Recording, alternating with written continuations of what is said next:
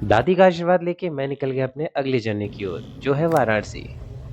तो भाई लोग वाराणसी स्टेशन में पहुंच गया हूं और ये देखिए वाराणसी, और ये मुझे लग रहा है नंदी जी की प्रतिमा बनाई गई है। और ये देखिए भाई साहब, मतलब रोपवे का एकदम भयानक तरीके से काम चल रहा है, एकदम युद्ध स्तर पे। मुझे लगता है कि सरकार को बहुत जल्दी है, यहीं से लटका के भेजेंगे सबको।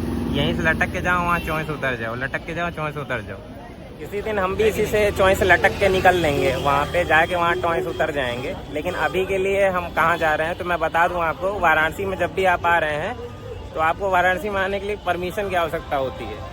वो परमिशन लेने में पहले जा रहा हूँ, तो चलिए लेते हैं परमिशन, उसके बाद आगे की यात्रा शुरू करते हैं। अभी मैं रास्ते में जा रहा था तो ये जगह चौक दिख गई मुझे, बड़ा सुंदर सी प्रतिमा बना रखे हैं यार रास्ते में, मज़ा आ गई। कबीर जी हैं ये, और इस समय मैं हूँ कबीर मठ मूलगादी चौराहे के पास, ही यहाँ लिखा हुआ देखिए, और यहाँ से मैं आगे जा रहा हूँ। और यही है वो जगह जिसके बारे में बता रहा था कि आप यहाँ आइए और परमिशन लीजिए। श्री काल भैरव मंदिर जो कि अंदर पड़ता है, और ये मुख्य द्वार है वहाँ का। परमिशन लेने के लिए देखिए कितनी भयानक भीड़ लगी हुई है, ये अंदर तक जाती है पूरी। अब बात करते हैं काल भैरव जी के, तो काल भैरव जी काशी के द्वारपाल माने जाते हैं, जो कि अगर यहाँ पर आ रहे हैं, वाराणसी में आ रहे हैं, तो बिना उनके परमिशन के आप यहाँ आ नहीं सकते। और अगर आप उनके दर्शन नहीं करते हैं तो आपकी यात्रा अधूरी मानी जाएगी, मतलब यात्रा अधूरी मानी जाएगी, कोई मतलब नहीं होगा उसका। ठीक है, तो यहाँ आइए, उनके दर्शन करिए और फिर अपने आगे की यात्रा प्रारंभ करिए। वाराणसी अपने बहुत सारी चीज़ों के लिए फेमस है, बट वहाँ की एक चीज़ जो उससे भी ज़्यादा फेमस है वो है यहाँ की गलियाँ। और भाई साहब, मैं कंफ्यूज भी हो गया था कि मैं किस तरफ जाऊँ, तो मैं लोगों से पूछते पूछते गंगा घाट की ओर जा रहा था। और वहाँ पहुँचने के बाद मैं आपको बताऊँगा कि यहाँ के किस तरीके से, मतलब वाराणसी की किस तरीके से तैयारियाँ चल रही हैं, यहाँ के घाटों की किस तरीके से तैयारियाँ चल रही हैं। क्योंकि कल है देव दीपावली, और वो बहुत ही ज़्यादा स्पेशल तौर पे मनाई जाती है यहाँ पे, क्योंकि ये वाराणसी का बहुत ही फेमस फेस्टिवल है।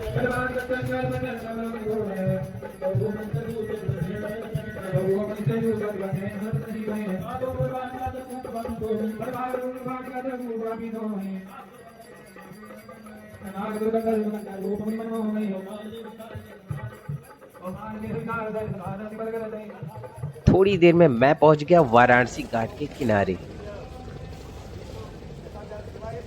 जब घाट में घूम रहा हूँ तो मेरे पीछे ये जो चीज़ है, मुझे समझ में नहीं आई कि ये है क्या एक्चुअली। यहाँ पर भी लगा है, यहाँ पर भी, तो पूरे घाट पे लगभग ये चीज़ लगी हुई है। अगर किसी को पता हो तो कमेंट सेक्शन में ज़रूर बताइएगा ये है क्या एक्चुअली में।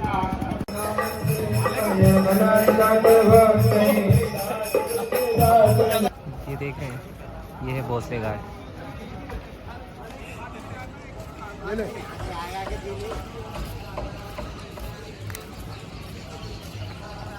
यहाँ पहुँचते ही मुझे भूख लग गई और मैं निकल गया काशी विश्वनाथ कॉरिडोर की ओर, जिसके बगल में ही आपको फ्री भोजन की सुविधा मिलती है। अभी मैं हूँ यहाँ पे अन्नपूर्णा माता मंदिर जो है, जैसे यहाँ पर आप भोजन वगैरह फ्री में कर सकते हैं। ठीक है, यहाँ की एक बात मुझे बहुत ज़्यादा अच्छी लगी, बहुत ज़्यादा। मैं इसको बहुत दिन से जो सोच रहा था कि एक डेडिकेटेड वीडियो बनाऊंगा, जो कि बनाऊंगा आगे चल के, लेकिन यहाँ पे उस चीज़ का निवारण यहाँ पर हो गया। यहाँ खाने की वजह से मैं इसको नहीं बोल रहा हूँ, ना ही यहाँ की व्यवस्था की वजह से। जब यहाँ भोजन आप करके उठेंगे ना, तो अगर आपकी थाली में एक दाना भी अगर अन्न का दिख गया तो आपको वापस कर देंगे कि जाइए पहले खा के आइए।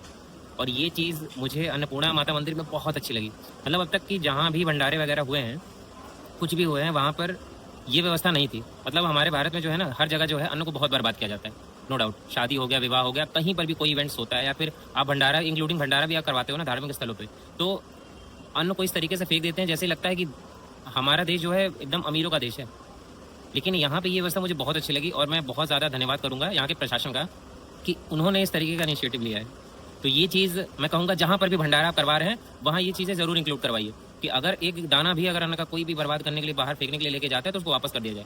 एक अंकल जी थे वहाँ, उनको डांट के भगा रहे थे, बल्कि डांट दे रहे थे वो कि क्यों नहीं खाना खा रहे हो। और ये चीज़ें मुझे बहुत अच्छी लगी, बहुत ज़्यादा अच्छी लगी, कसम से कह रहा हूँ। भोजन करने के बाद मैं निकल गया दशाश्वमेध घाट की तरफ। जैसा कि आप लोग देख सकते हैं यहाँ पे ये है दशाश्वमेध घाट, और यहाँ तैयारियाँ पूरी एकदम चल रही हैं। और 6:30 बजे के आसपास यहाँ पे आरती वगैरह शुरू होगी, और यहाँ रिपोर्टर्स भी हैं और बाकी लोग हैं। अभी मैं जा रहा हूँ चेत सिंह घाट पे, और वहाँ पर पहुँच के आपको व्यू दिखाऊंगा कि वाराणसी का व्यू किस तरीके का है। और अभी मैं भीड़ में इतना यूज टू नहीं हूँ, लेकिन फिर भी कोशिश कर रहा हूँ कि जो है इतना यूज टू हो पाऊँ और ब्लॉग कर पाऊँ इस तरीके से। भीड़ आगे पीछे है, इसे देखें पूरी भीड़ है और सामने भी है, बट कोशिश करेंगे। इस तरफ है दशाश्वमेध घाट, ये है मुंशी घाट जिसकी तैयारी इस तरीके से, और ये है दरभंगा घाट। उस समय दरभंगा घाट पे, और अगर इस घाट पे अगर आएंगे ना तो आप मॉर्निंग के टाइम आइए, क्योंकि जब सूर्य की रोशनी डायरेक्टली इस घाट पे पड़ती है तो और भी ज़्यादा खूबसूरत ये घाट लगता है। हालांकि घाट सारे ही खूबसूरत लगते हैं, लेकिन ये ज़्यादा एक्स्ट्रा उभर के आता है। तो अभी मैं जा रहा हूँ उस तरफ, चेत सिंह घाट की तरफ। वहाँ पर जो है लेज़र लाइट शो वगैरह होगा, देखते हैं वहाँ का क्या हाल चाल है। उसके बाद फिर आगे देखते हैं क्या होना है।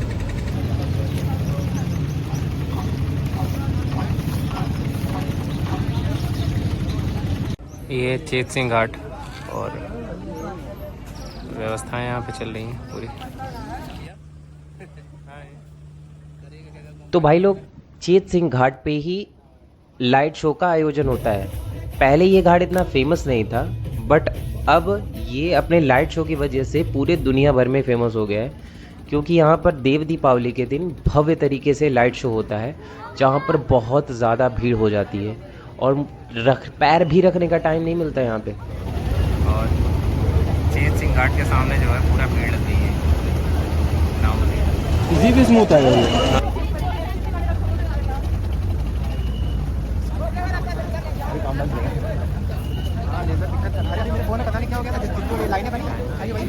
पूरे घाट का जो है मनोरम दृश्य। सुंदर सुंदर घाटों को देखते हुए मैं वापस चला आया दरभंगा घाट की ओर। और दरभंगा घाट रात में कैसा दिखता है ये आप देखिए।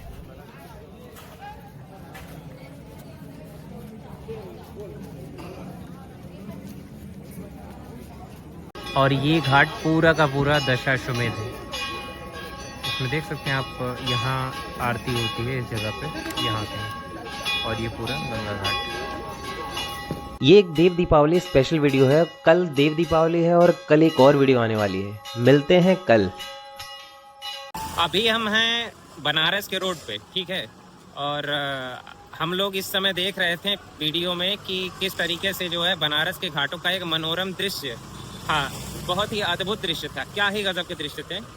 अभी मैं अग्रसर हूँ अपने लक्ष्य की ओर, जो कि मेरा लक्ष्य है कि मैं घर पे पहुँचूँ और सीधे बिस्तर पे उलझ जाऊँ।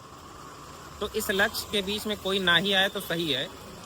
तो मिलते हैं अगले वीडियो में। अगर यहाँ तक किसी ने देख लिया है तो बहुत बहुत धन्यवाद। हालांकि कौन देखा नहीं होगा, हमें भी पता है, बहुत ही कम लोग देखे होंगे, लेकिन अगर देख लिए हैं तो एक उंगलियाने वाली बटन है, वहाँ चाप दीजिए, जिसे लाइक बटन कहते हैं। और एक बतकही का प्लेटफॉर्म भी नीचे होता है जिसे कमेंट सेक्शन बोलते हैं। वहाँ पर अपने अद्भुत और अद्वितीय विचारों को व्यक्त करिए। मिलते हैं अगले वीडियो में देव दीपावली के अमृत महोत्सव में, जो कि 5 तारीख को है, ठीक है। तो 5 तारीख को मिलते हैं। तब तक के लिए बहुत बहुत धन्यवाद। जय महाकाल।